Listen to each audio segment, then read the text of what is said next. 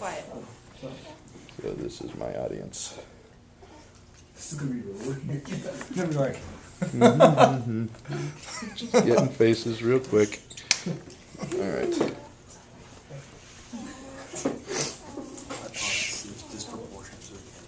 We can just like someone drop the baby off at the fire station. This is safe, baby. Excellent. Hi, everybody. So today I want to talk to you about how I feel it's really important that kids are well-rounded. Being a dad of 3 kids, I see a real big upswing in parents who want their kids to be specialized in one sport very early on. And it's a problem because you're taking the fun away from the kids, especially in these very formative young years. Kids who are well-rounded and exposed to lots of different things are absolutely happier, more well-adjusted, and more successful as they get older in life. There's a lot of different studies that have gone on. There are some experts that have talked about how important it is to have correlations between education and sports and being well-balanced in the arts and music. There's a woman named Cindy Zahn who did a study, and one of the things that she did is she talked about a Dr. Schlag who came up with the Mozart theory, which says that kids who listen to classical music in Mozart had a really good math outcome afterwards. And what they found was the rhythms and the pace and the structure of the music helped build certain parts of the brain, like the corpus callosum, which runs down the middle of the brain and causes the information to be able to interface between the two halves of the brain. So you have music and math, and they gel together because of that. When you get a kid that you want to have spend a lot of time doing any one thing, that becomes a problem. There's a gentleman, David Epstein, who did a speech at a symposium about sports, and this was, how do you want your kid to become a superstar? One of the things that he said is there's the 10,000 hour rule. If you want somebody to become extremely proficient and excellent at something, they say you have to repeat it for 10,000 hours. That's a problem. The 10,000 hour rule, when you have kids in their formative years, 7 years and younger, that takes away from their experience in other things that they could be doing. If you have 10,000 hours spent on one thing, that becomes a problem. You're not allowing them to experience a well-rounded life. So you see these kids at 7, 8, 9 years old whose parents are pushing them to be phenomenal athletes. They think at that age these kids are going to get them college scholarships. They feel like these kids are going to be their retirement fund down the road somewhere. All they're doing is putting these kids in a place where they are not going to want to do these types of things later on in life.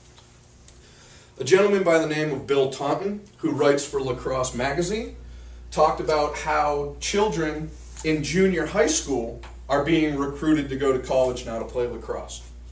Junior high.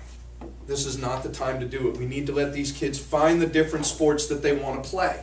They should be playing baseball, soccer, karate, doing gymnastics, playing music, painting, doing something that gets them well-rounded. This is reinforced by a gentleman named Mitch Sherman, who's a sports psychologist and writes for ESPN, who said that early recruiting is damaging children on a very big level for the same reason. We are not letting them have experiences that give them the opportunity to become well-rounded. I truly think that's a problem. Again, I mentioned earlier that I have 3 boys, and I've seen it happen. I've had coaches tell me that they push their child so hard because he's going to get a scholarship to college. My response is, your child's 9 years old, why doesn't he get one for education? Why are you not pushing him to be a super student, a super educated child, instead of having that person be the athlete that you want them to be? We move into some other experts, one of whom is Amy Capetta, and she writes for Parenting Magazine. And she gives us this model of 7 ways to make your child well-rounded. And I think this turns into a pretty good way to move this speech. First thing, you want to let your kids have special skills. But the only way they're going to have special skills and find their special skills are by letting them be exposed to lots and lots of different things. One of the things that I have done with my children that I think is extremely important and I try to do more and more, and I wish more people would because there's a huge importance to it, is you celebrate the effort. You don't necessarily worry about the outcome. You worry about the effort. Are they trying? Are they giving you the opportunity to see them grow, to see them experience? As parents, we can see the glow in their face, the excitement in their face when they find something they love. And when they try and they try and they try, that's what we celebrate. We don't worry about if they're the best. We don't worry about, if they did better than everybody else. Just do your best for me, and I will be happy for you, because I know you're reaching your expectations. Every child has a different way of learning. This is on that list also. There are different styles of learning. This allows kids to be well-rounded. We can never teach kids to learn how we learn. We have to learn how they learn and do that for them. We have to read to our kids over and over and over again. When we read to them, it gives them the opportunity to, in their mind, open up to the world that they haven't experienced yet, that they don't understand yet. But we're planting that seed and giving them the opportunity to be well-rounded. Another thing that Ms. Capetta says is that it's important to eat together. It's turn off the TV, turn off electronics, sit down as a family, talk about your day, and enjoy each other's company. Have to have bedtime routines. Kids need sleep. They need to feel like everything is okay and there's a turn down to their day. We give them that opportunity. It allows their brains to reset, and when they reset, they can experience the world in certain ways. And the last part of what she says is they need to get endless hugs. We can't hug our kids enough. They get to a certain age where they want nothing to do with us, and then later on they want us again.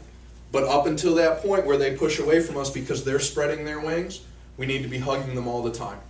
When they spread their wings and they move out, we've hopefully done enough. And we've hugged them enough to let them feel like they have enough opportunity to experience and work at it and to try and do everything they need to do to make sure that their life is well-rounded.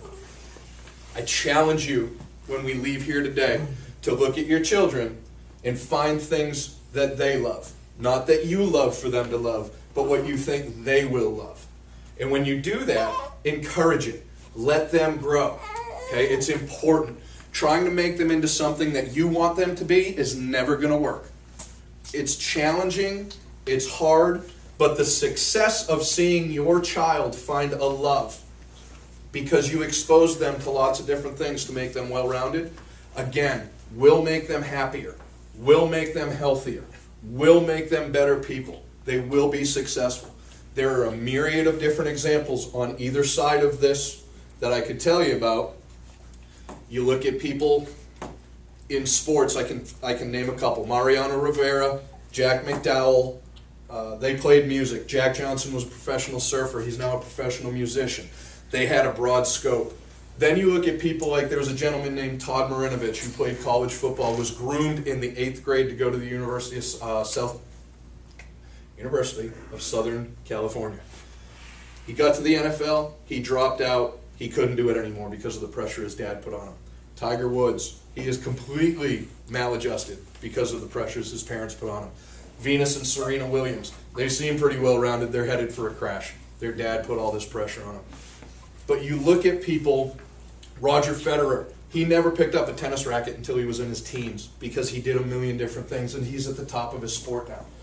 So, you look at things like that and you realize the well-rounded opportunities that these people had really shaped them and made them who they are. At this point, I'd like to open up to any questions. If you don't have any, I do appreciate you being here. If you do, that's wonderful. Thank you very much for listening. Outstanding. Thank you all very much. Hold on.